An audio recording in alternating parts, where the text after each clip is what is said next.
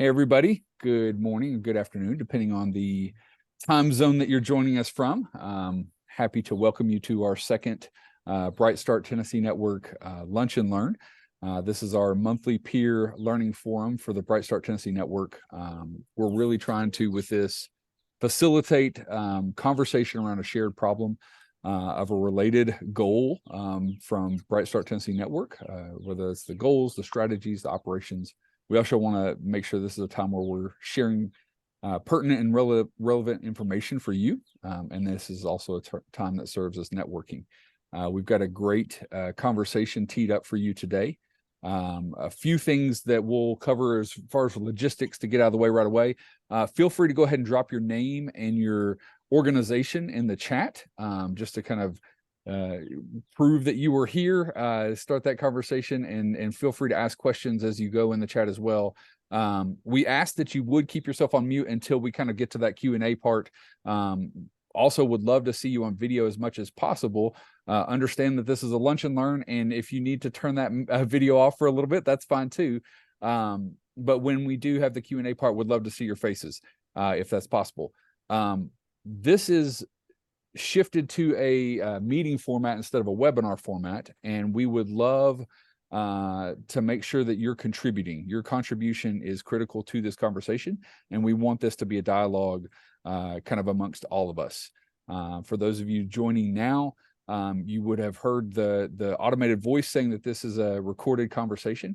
We are recording this, and we'll be able to send this out afterwards and distribute that to the Bright Start Tennessee Network.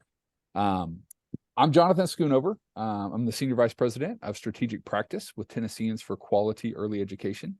I also serve as the Director for the Bright Start Tennessee Network. Tennesseans for Quality Early Education is a nonpartisan coalition of advocates for Tennessee's youngest learners. We're really focused on state policies and practices that ensure all Tennessee children from birth through age 8 or 3rd grade get the high quality care and education that they need to power our state's future. You all are part of this network, right? The Bright Start Tennessee Network is a statewide network of community partnerships really dedicated to closing achievement and opportunity gaps from children birth through 3rd grade. This is one of the communities that you exist in and are part of from our initial cohort. Today, we like to highlight state partners, but then we also like to dig in deep and take an organization or a community that is really kind of doing this well. And today we're excited to host and highlight the folks in Northeast Tennessee with the work that we're doing around high dosage, low ratio tutoring. Again, as a kind of a framing for the conversation, we know that to get to 3rd grade reading and math proficiency, it includes these 3 domains: the high quality birth through age 8 learning environments, the physical health, mental health, and development being on track beginning at birth, and supported and supportive families and communities. And to get there, we've got our 15 measures of success, and I'm not going to read through all those, but again, the piece today that we're talking about is that high dosage, low ratio tutoring. And we know that specifically the evidence is abounding that it ties to these 3 things specifically: the grade level proficiency, pre-K through 2, school attendance, and then summer learning. Today, we've got, as a part of our conversation, 2 of the 3 of these. Dr. Deborah Bentley, Director of Project on Track with Niswonger Foundation. Dr. Lisa Coons, for those of you that may have been following any news in the state education world, realize that she was just appointed as the next, I think it's called Superintendent of Schools in Virginia by Governor Youngkin. She is unable to join us today, but we do have standing in her place Tess Yates, the Senior Director of Learning Acceleration with the Office of Academics with TDOE. So with all that said, I'm going to back out of this, stop sharing my screen, and I'm going to read to you something. And again, it's good to see all your faces for as much as possible. I'm going to read something straight from our website, which again, there's 2 purposes in this. One is just to kind of ground us in what this is, but the second is to remind you all that we do have a clearinghouse of best practices. Straight from our website, high dosage tutoring is a practice that can help schools and districts address learning gaps and increase learning. High dosage tutoring is delivered in 3 or more one-on-one sessions per week or in intensive weekly small group sessions led by qualified and trained tutors. Low ratio tutoring scenarios, small group sessions don't exceed usually a 4-to-1 student to tutor ratio, and sessions are treated as scheduled classes and are approximately 30 to 60 minutes in length. We know that these are effective programs and that they last usually around 10 weeks, while some can last up to an entire school year, depending on the student's progress. I'm going to turn now and just kind of jump right into a conversation with Dr. Bentley with Project on Track and kind of start the conversation and kick it off. I think you've got some slides for us that will help us with this, but want to jump in with kind of two major questions that we have talked about as a problem of practice is how do we get the right staff and tutors on board? And the second part of that is what is the best way to recruit and onboard them once we've identified who they are. So Dr. Bentley, welcome aboard. Thanks for kind of sitting on the hot seat for a minute, and I'm going to turn it over to you to kind of get us going with this. All right, thank you. Well, I'm very, very glad to be a part of this today, and thank you, Jonathan, for your work in this area because it's very important. The success of high dosage, low ratio tutoring is just phenomenal. And as we look at this from the lens of just the word tutoring itself, we know that we've had to retrain folks on what tutoring means because for many, the word tutoring reflects remedial work. It may relate to homework help, catching students up. Many times people think of tutoring as being only after school or in the summers. It could be something that you pay someone to do for your child. So we have been working to re-educate folks on exactly what tutoring is. So just to get started with Project on Track, we are part of the Niswonger Foundation organization. Project on Track really developed from the work of Dr. Nancy Dishner, right at the time COVID was hitting. And we were obviously seeing that students were missing so much instructional time, not just at the end of the 1920 school year, but it was obvious that going into the 2021 school year, there were still going to be issues with students having access to quality instruction. So Dr. Dishner and others developed a grant and was able to secure funding for high dosage, low ratio tutoring. So we really started this project in January of 21. At that point, not really knowing that 10 All Core would be joining us in this partnership with students across the state. Our focus, as you can see, we are basically in the Northeast Tennessee area. We serve 17 school districts right now with Project on Track. We have some other agencies that have joined us. We hover right at 100 sites going from Johnson County, Mountain City area, all the way down into Cock, Newport, Hamblin. And this semester, the spring semester, we're serving a little over 3,000 students in grades 1 through 8 in both literacy and mathematics. So we're very, very thrilled with that number. The fall of 22, the first semester of this school year, we were slightly over 2,700. So we were thrilled to see that number grow because so many districts saw the benefits of the students they had selected, and they really worked with us of how to add additional students to that. As Jonathan said, we have protocols we follow regarding the size of the tutoring groups, the time allocated for students. I will tell you that of our 3,000 students this semester, about 75% are tutored during the school day. And that is key to the success of high dosage, low ratio tutoring, especially in areas where students don't have transportation after school. They don't have a way to stay after school.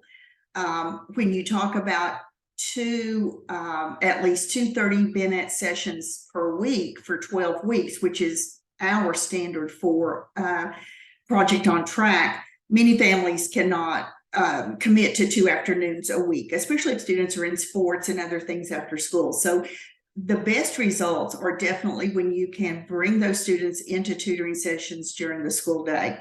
So we're very thrilled that such a high percentage of our districts are using that model.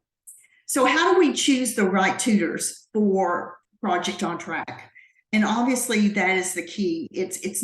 I have a long history of public education as a teacher, principal, district instructional person. And I think of tutors just like I did as a principal choosing teachers. Who is the right person to come in and work with students? Do they have the right disposition that we're looking for?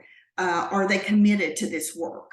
Are they willing to understand that this could be tough work at times because you're talking about helping students?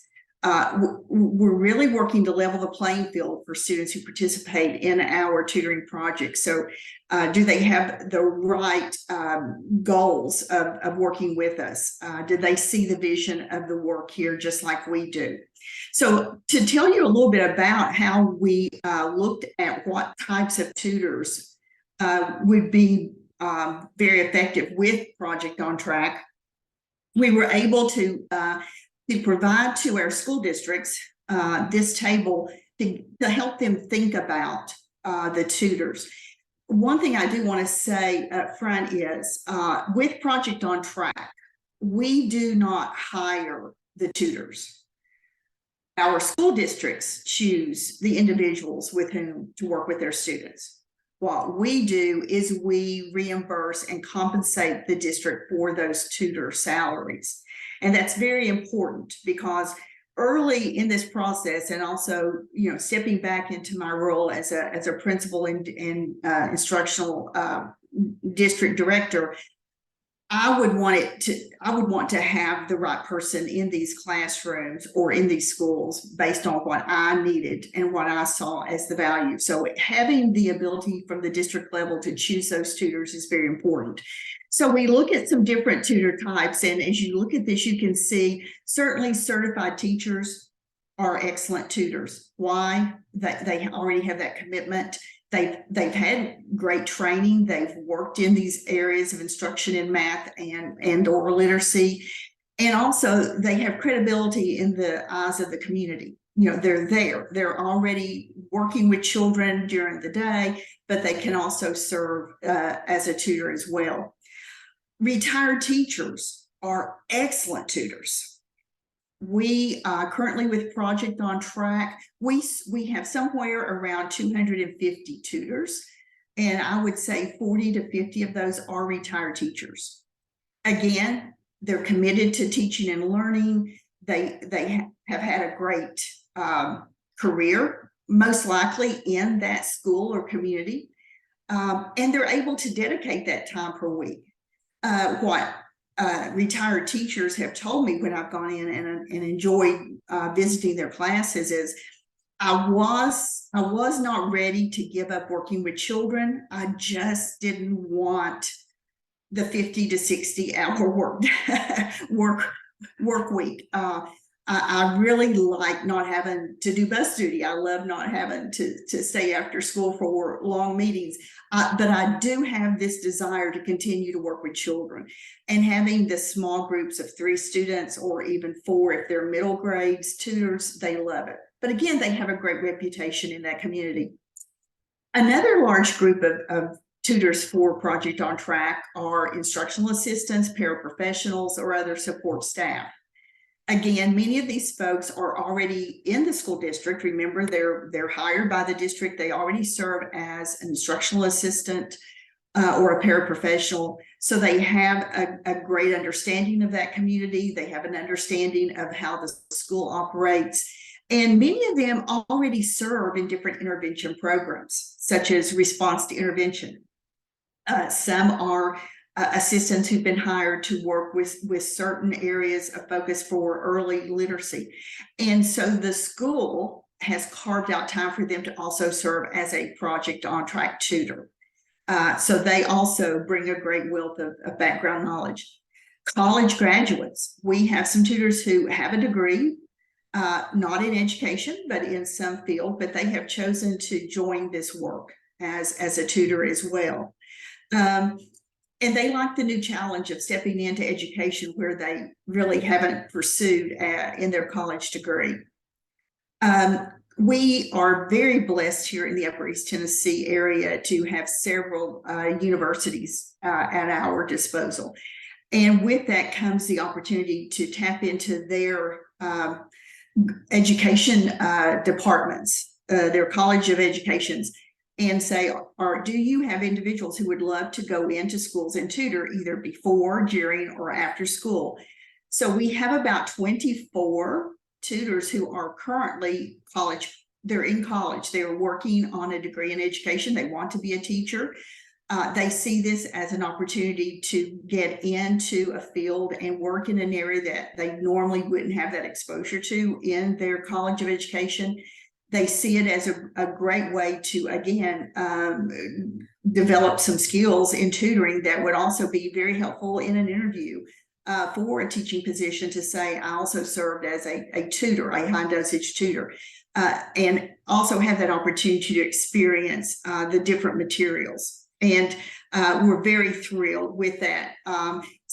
We have tutors from East Tennessee State University, Milligan University, King University, Tusculum University, Walter State, just to give you an idea of that. And many of these students can go to class, they can go to their school nearby, tutor for a couple of hours a day, and come back for other courses. So we work with their schedule, but we're just thrilled. All of our students are tutored in person. We do not offer any remote tutoring with Project on Track. And then the last group that we're really developing, and we're so excited of tapping into high school students, especially in some of our after-school programs. These are students who want to go into education. They want to become a teacher. Many of our school districts here have a course on developing, for students who want to go into this profession, which I think is wonderful. And so we have been able to tap into students. Typically, they're either juniors or seniors. They are in the supervision of an adult when they're tutoring. They're not just thrown in there alone with students, but they're under the supervision in another area with adults. But they have made great tutors. They're very tech savvy, and they're under the close supervision of our staff members just to make sure they're delivering our program with fidelity. But those are the groups that we look at when we talk about tutors and who could be possible folks there. And then also, we don't ever want to look just those wonderful community parents who would like, again, my children are at that school during the day. I feel like I could offer support here. And so having parents within the community to also step up and serve as tutors is very important. All right, so one of the things when we developed our application for the 10 All-Core community partner grants was to develop a rubric for what is a tutor candidate? What would we be looking for? Because we learned, obviously, that most school districts don't think about hiring tutors. Typically, in the past, tutors were teachers. They were people who agreed for a compensation to come in earlier or stay later with students. So we developed our tutor candidate selection rubric. So the districts were able to take this, the different agencies with whom we work, and take a look at what are we looking for when we interview this person. So we basically provided this rubric, and I've just shown you just the basic pieces of it, just where they can look at the educational background. Obviously, if they've had experience with school-age children, that's important to know. How flexible are they regarding range of grade levels? Are they as comfortable working with a first grader as they would be a fifth grader? Obviously, content's very important. Perhaps they are only looking at serving as a literacy tutor, or they may say my strength is in mathematics. We have a couple of retired Eastman chemists who are tutoring in math, and they love it because they are using their mathematical skills from their time as a chemist, but they're also seeing the value of how they can provide for middle grade students in math. We think it's important that we have that, they have that knowledge of the ability to use technology, because many of our instructional tools are digitally based. Are they able to be responsible? Do they have problem solving skills? Because in many cases, when they're with that student, they're the only adult with that student. So can they quickly address any kind of problem?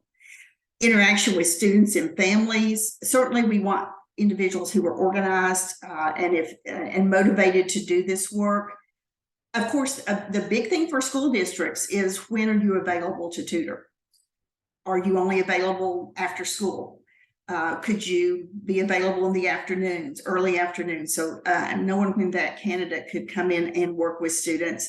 And then just, why should you choose me? So this is a rubric that we provide for our school districts and agencies, just to hone in on what those, the criteria are for good tutors. One of the things we do is we have what we call our interest inventory, and I'm going to see if this will pop up here.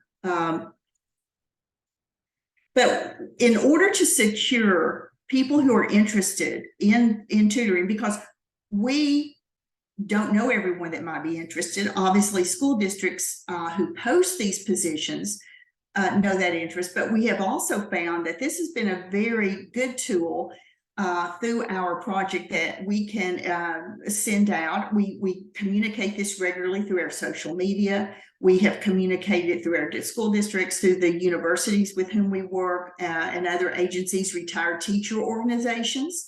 And let me say, tap into those groups if you can, because most areas do have a retired teacher organization. They meet regularly. And so we tapped into those groups as well to get this out there. But they can easily go through this Google document, this Google form. First of all, it will show them how to check us out, so they can easily look and say, okay, what is this project on track? So they can look at us through that lens. And then they can just complete this information. Are you a college or university student? Again, teaching credentials. Have you ever been a tutor? And then this is very important. Where would you like to tutor? Choose all of the districts that you are interested, where you would be interested in serving. So most of the time, of course, it's within their residential vicinity of okay, I could easily drive to 3 different districts, and if selected. And then again, here looking at when you would like to do it, the subject areas, the grade levels, any experience with students, and so forth. Would you be willing to accept if you had to drive more than 20 miles? Because that's very important. Because we have some districts that say we need one more tutor, we can't find them. Could you help us locate somebody that would be willing to make that drive? So they can easily submit this to us. We then make sure that districts and agencies have this updated. So about every month, we will send out the new spreadsheet. And we have found that some folks have used this document to go, okay, we've been looking for a tutor. Oh, we found one. Here's someone. Let's bring them in, interview them for the position. Obviously, all this does is provide them with a name and contact information. Again, it's up to the district if they choose to take part in that or not. So that is that document, which we're thrilled with. And then one of the important things is, once you bring tutors on board, is that you have support systems. Can everyone see that table? Yes. Okay, great. Because once you have chosen a tutor from the district level, we want the districts to know, in our agencies, we are here to support that tutor. We don't expect you to help train and professionally develop that individual. We will have resources for that purpose. So once someone is chosen as a tutor in math or literacy, it doesn't matter where the district, who the district is. We let them know we will have, first of all, very, very intense training for these. And when I say intense, it's very specific, it's very detailed. We don't just talk about, what are the strengths of a tutor. We want them to be well trained in the digital platforms that we're using, whether it's literacy or mathematics. The training can be anywhere from 3 hours to 6 hours. Our tutors, by the way, are compensated for that training. We make sure that once they're selected, we want them to know we're going to compensate you for this time you invest in the training. We also have weekly talked with a tutor events for math and literacy. So we have been able to work with some individuals who are our after hours and weekend support people. So if a tutor is working on a lesson on a Sunday afternoon and they're having some issues with it, they can easily reach out to our support person who is ready to either email with them or even Zoom with them to help them troubleshoot those issues. And I think that's an important strength. That's one thing that in our tutor survey feedback in December, they loved, was knowing that they had people they could reach out to after hours and on weekends to help support them. We also are thrilled that we have added trauma-informed support for tutors, because that is an area we knew very early from our implementation of this project that tutors really care about children, but they weren't quite sure what to do when certain students were really displaying or demonstrating some issues that could show a sign of stress or trauma. So we have worked with them. We have a specialist on our staff who works with that. So that's also part of the required training. And that's been, again, the feedback from the tutors who just completed that has been just extremely positive, and they're very appreciative of it. And then just to close out, this is who we are. Dr. Dishner, wonderful, who supports this project. She supports our work. I love it. She really is just kind of, if you need me, you know where to find me, but I want your team to do this work well, and we feel very comfortable to make those decisions and move this project on. But we also have our website, Project on Track, and then of course, without the Department of Education, without Tennessean Core and Tess, who you're going to hear from in a minute, we just couldn't make this work well. So we just appreciate all the support we have from all those individuals. Thank you so much, Dr. Bentley. As you stop sharing, I would encourage everybody, as you can, come on video here. Love to hear any questions that you all might have for her, and we'll transition and hear from Tess as well. But just want to see, let me pause real quick and just see what questions there might be for Dr. Bentley. My teammate doesn't like silence, but the word on the street is that if you wait 30 seconds, usually it's about 27 seconds, it becomes unbearable and somebody will ask a question. And those of you that are watching later, you can just fast forward through this.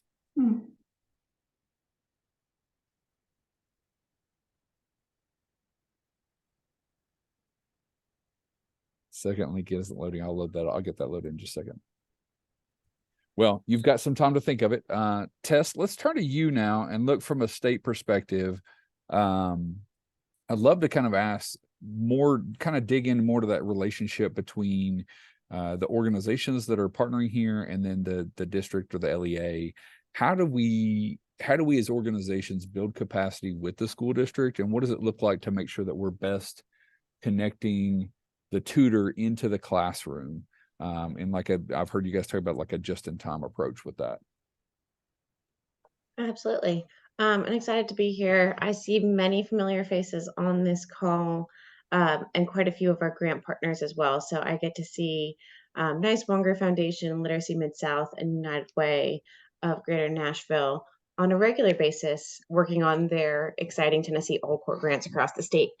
But excited to be here today and just talk a little bit more about where we are as a state in terms of what Dr. Bentley was talking about, this Tennessee All-Core program, and what we can do as community partners to build that capacity.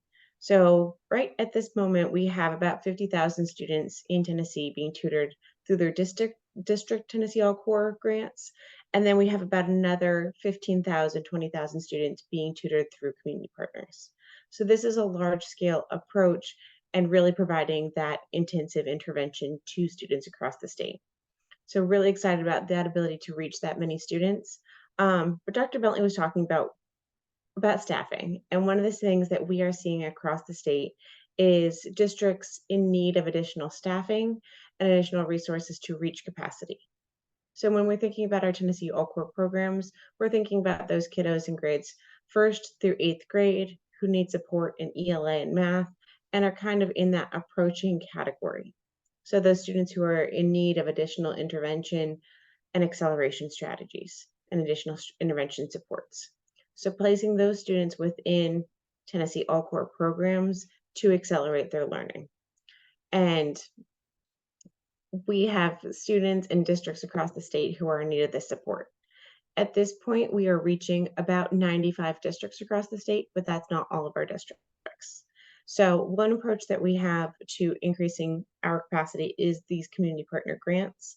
Dr. Bentley was talking about Nice grant. We have at this point 5 community partners through Tennessee All Core, and an additional 6 community partners through our Connected Literacy grant that are able to offer those supports. And what they're offering supports either through increasing the capacity of a district that already has Tennessee All Core, or bringing Tennessee All Core to a district that doesn't yet have Tennessee All Core tutoring. So 2 ways to do that, either by increasing capacity or bringing additional support to districts. What I would say when we're looking across our state, the number one challenge that districts have with increasing capacity is staffing. There is a component of scheduling. How do we tutor students? How do we tutor students within a block of time? But the number one thing is capacity. So Dr. Bentley touched on that quite a bit in terms of who are those different staff groups that we can tap into, those EPP candidates, those student teachers. We can tap into those retired educators. We can train up individuals and provide them support, and we can tap into teachers. But from a statewide perspective, I would say a couple of things that we have been trying and putting in place are flexible models. So both placing tutoring within the school day as well as out of school. So looking which students and families can attend an after-school program. Great, if you can attend an after-school program, we can place you in that after-school program. And then placing your students who can't do that within the school day, allowing for both of those times to tutor students. Also seeing something like the bus arrives at 7 a.m. School doesn't start until 7:45. Those kiddos that are getting off the bus at 7 a.m., can we just put them straight into tutoring? And so trying to find those opportunities for individual kiddos when they might be at school and they might be able to be participating in Tennessee All Core tutoring and being able to bring them into tutoring at that space. We are seeing some of our districts also move their entire master schedule slightly to accommodate tutoring. So what we've seen that be is an intervention block during the day. Many districts have this, they have an RTI block. Changing that to be an intervention block where all kids go and do something. We can have these kids go off to RTI, these groups of students go into tutoring, and this group of students go into another small group instruction over here or a different class. So being able to have all students in the school participate in some sort of intervention for a block of time, allowing for all of your students who need to go to tutoring to have that time and space to go to tutoring. Another thing that we've been looking with many districts is how do you bring students in and create a model so that students are consistent and are showing up and are getting that consistent tutoring. And so one of the things that we've also seen is what we started calling the flip-flop model. So we're bringing students in, let's say instead of just Monday and Wednesday, we're now bringing a student into the classroom Monday, Tuesday, Wednesday, Thursday. On Monday and Wednesday, they have that one-on-one time, the 3-to-1 time with a tutor. On Tuesday and Thursday, they're practicing those skills on a program. So you're learning that math skill on Monday and Wednesday. On Tuesday and Thursday, you're working independently and practicing that. We're seeing that, especially in those middle school grades, work really well. We had our middle schoolers come tell us, I'm not coming to tutoring because I don't remember what day of the week it is. I forgot. Great. you now get to go every day. So every single day you're going to tutoring. Half of the time you're seeing your tutor, half of the time you're working independently, but building in some of that consistency and scheduling. But I would say this is one of the challenges across the state of how do you scale up and how do you build. One of our principals did reflect to us, and I think this is just a really good way of thinking about it, that the challenge is there whether you dip your toe in or jump in the swimming pool. And so as we're seeing districts and community partners scale up, dipping your toe in, figuring out what's working, what's not working, working through those challenges, and then being able to scale up. So we can start even with 5 kiddos. So starting with 5 kids, bringing them in for tutoring, seeing what works in your local community, which staff can we bring in, what staff training, building those systems, then scaling up. So starting somewhere and scaling up, and then sharing resources as well. So definitely being able to use many different supports. There's not just one magic answer here, but being able to pull into those multiple different staffing options, looking at school schedules, being able to make modifications so that we can serve students in multiple different ways, looking at that model to be able to flip-flop students if needed, and then looking at other resources and other places to be able to say, what are you doing over here? How do I bring that to my community? And then I would say another, to touch on your other question quickly, Jonathan, of how do we connect this to the classroom? One of the key pieces of tutoring is really being able to provide students with that just-in-time support. So being able to take a student and support them right before they go into the classroom and learn and practice a skill. And what is needed for that is a deep understanding between the tutor and the teacher of what that unique student needs. And so one of the things that we are seeing working really well is tutor and teacher collaboration to serve a student, and how well that student can do when that tutor and teacher are talking together. So this can look a number of different ways, and we've been seeing this in a number of different ways across the state. I've even been on a school visit with Dr. Bentley where we saw it work really well with a math classroom, where we had a tutor giving a report to the teacher. So the tutor's doing tutoring, evaluating student skills, seeing what the student's doing, and then providing a report to the teacher. That way, Jonathan, the teacher, knows when I send my student off to tutoring, these are the skills that they're working on, here's the standards that they're working on, here's how this unique student is progressing. Another really interesting model we saw is where a tutor is scheduled for 45 minutes with a student while they only do tutoring for 30 minutes. So a tutor was scheduled for 45 minutes. They went with a student and provided tutoring for 30 minutes. And those last 15 minutes, they joined the student in the classroom. So now they've had that student, they tutored them for 30 minutes, and now they're going to the classroom and seeing this student applying that ELA knowledge in real time.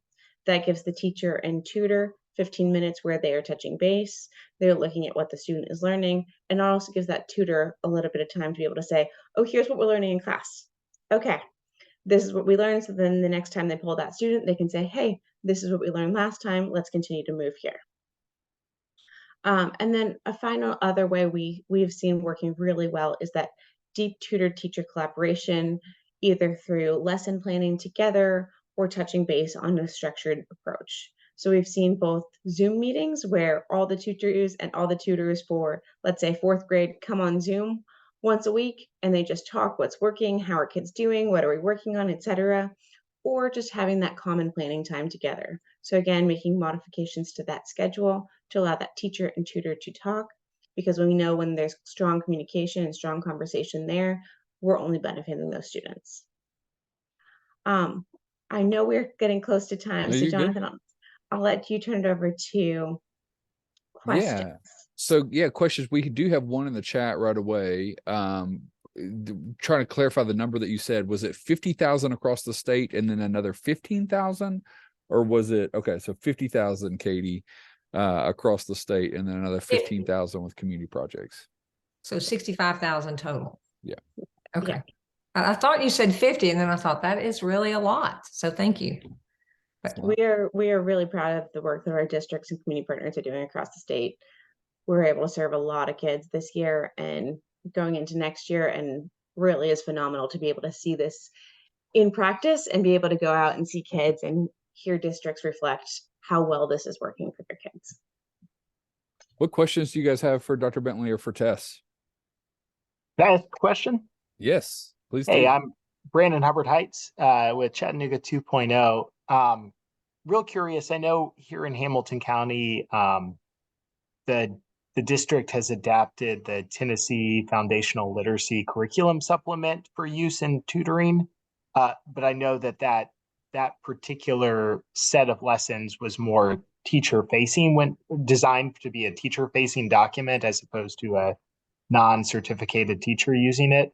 Just curious, either Tess, from your vantage point at TDOE, or Deborah, your vantage point leading effort, like what are folks using in tutoring for high quality curriculum, and are there plans at the state level to generate something that's useful for non-educators to use with regard to literacy? I know we've got Zern and math, but just curious what's going on and maybe what you're using in Northeast Tennessee.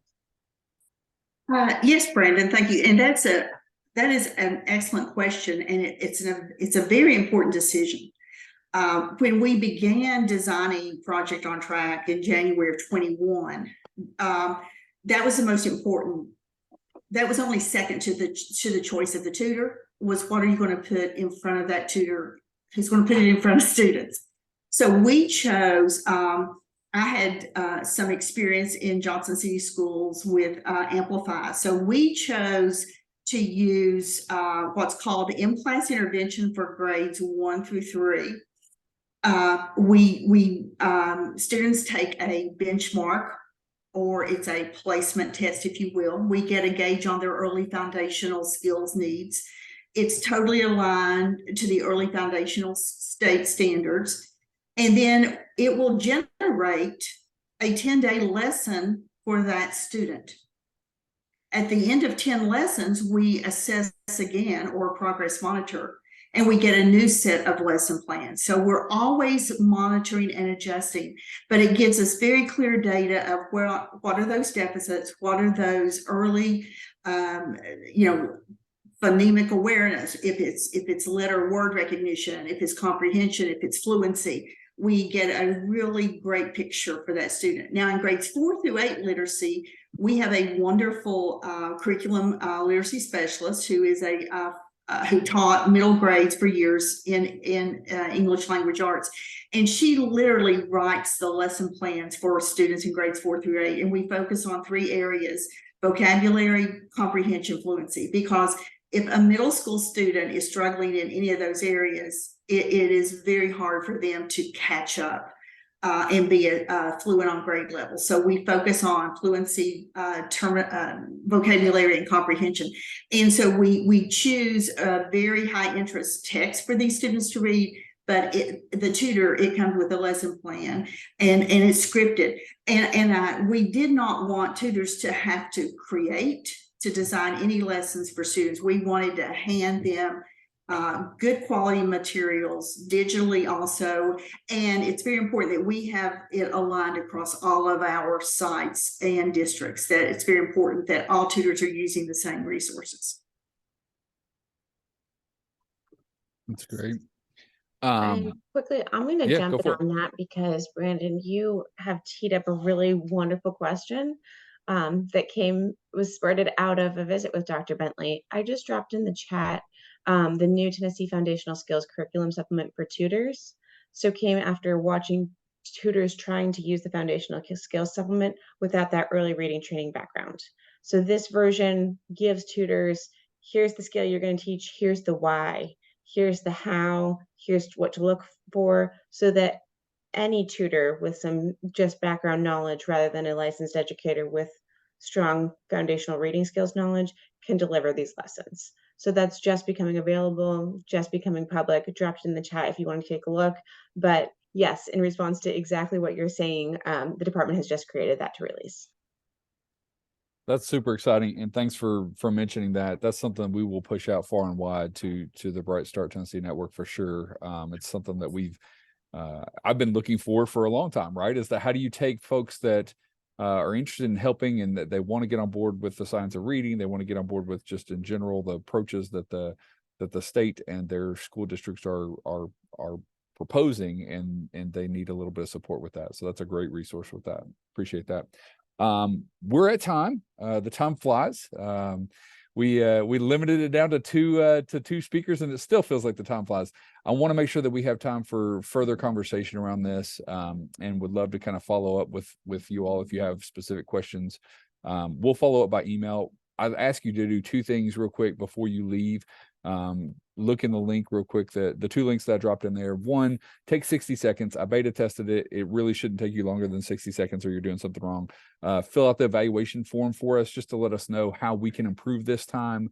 This is about you. It's about making things better for you. And we want to hear from you how we can make it better and what topics you want us to cover in the future. The second thing is that next link for the next registration for this meeting is for April 28th. We'll be covering, drum roll please, summer learning camps. So we actually have Tess joining us back again next month in a very timely way, doing back-to-back so that we can cover summer learning camps and some of the ins and outs of that and what that looks like. If you run a summer learning camp or if you're interested in that, make sure that you tune in for next time and register for that coming up in April. We appreciate you. Thanks for the work that you all do. And as always, let us know if there's anything we can do to help. I'm going to stop the recording now, but thank you so much to Dr. Deborah Bentley, and thank you so much, Tess, for the work that you're doing around this to support our students and really to help them grow. We appreciate you both.